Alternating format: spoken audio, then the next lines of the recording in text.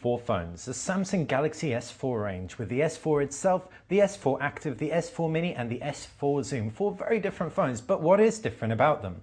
Well, the S4 is a seminal phone. It packs a very traditional flagship, Samsung flagship design.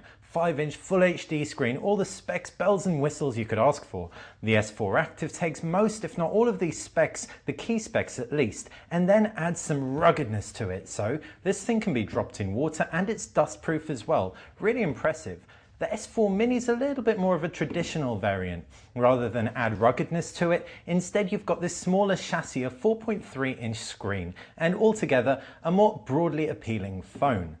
The Samsung Galaxy S4 Zoom is the anomaly of the bunch, as it really is hardly a phone at all. Sure, it makes phone calls, but it's got a 10 times optical zoom lens and acts primarily as a camera. So they're the main differences regarding the design of all these phones. When it comes to the displays, the Samsung Galaxy S4 and S4 Active both have 5-inch Full HD displays. The technology behind these displays is a little bit different. The Samsung Galaxy S4 Active packs an LCD display, whereas the Samsung Galaxy S4 an AMOLED display. AMOLEDs display brighter, punchier colours and deeper blacks, whereas LCDs display purer whites.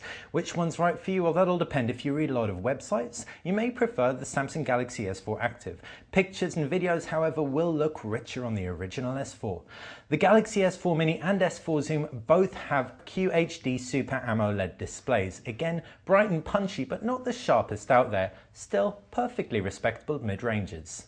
The user interface across all these devices is TouchWiz through and through. TouchWiz is Samsung's own user interface that lies on top of Android, and all these phones have Android 4.2, the latest version publicly available. Really nice stuff to have on here, as it enables you to do some very cool things like tweak some key settings up in the notifications bar, expand settings, share settings, etc. You've also got Google Now and S-Voice, two personal assistants across all these four devices. Where they differ comes in the form of things like the camera user interface and the smart features. Smart features on the Samsung Galaxy S4 include Air View, where you can hover to preview some content. In addition, you've got some gesture support. These are generally also found on the Samsung Galaxy S4 Active. The Samsung Galaxy S4 Mini sheds Air View and all the key motion gestures, but it does have a few smart features, and the camera UI is primarily similar. The camera user interface on the Galaxy S4 Zoom, understandably thanks to that incredible zoom lens, is completely different. We'll come on to that a little bit later. When it comes to the cameras, we can turn all these devices round and we'll reveal a 13 megapixel camera on the S4 and an 8 megapixel camera on the S4 Active. While the Samsung Galaxy S4 will produce more detail, the S4 Active won't be a bad performer, and in some circumstances such as low light shots could prove a little bit less noisy.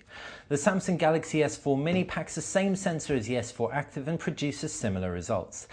Now, with the Samsung Galaxy S4 Zoom, you've got a 16 megapixel CMOS sensor. It's a backside illuminated 10 times optical zoom lens, as well as a xenon flash.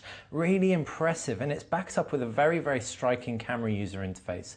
If we jump into the camera user interface, you can very clearly see how optimized it is for phones. Firstly, you may have noticed the lens popped out. Now, this is a physical optical zoom lens. You also have a number of shooting modes, and on top of that, some manual control over your pictures. So a lot of almost professional stuff in a compact camera that doubles up as a phone. Really cool and innovative stuff from Samsung. As far as power goes, you've got a 1.9 GHz quad-core processor in the Galaxy S4. This is also found in the S4 Active. It's amongst the most powerful processor on the market today, so will absolutely rip-roar through games. The Samsung Galaxy S4 Mini packs a dual-core Qualcomm 400 processor, significantly less powerful. With a lower resolution and lower amount of smart features, it should cope just fine.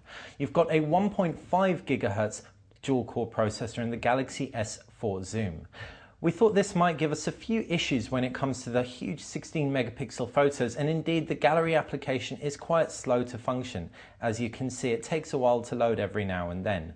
Having said that, general UI performance was pretty smooth and we were able to get 3D games up and running. As far as batteries go, you've got a 2600 milliamp battery across both of the Samsung Galaxy S4 5 inches. This will keep you going at least a day, if not more. There's a 1900 milliamp battery in the Galaxy S4 Mini, which will last again a full day, And in the Galaxy S4 Active, you've got pretty much 3/4 of a day of use out of the battery if you're going to be using the camera heavily.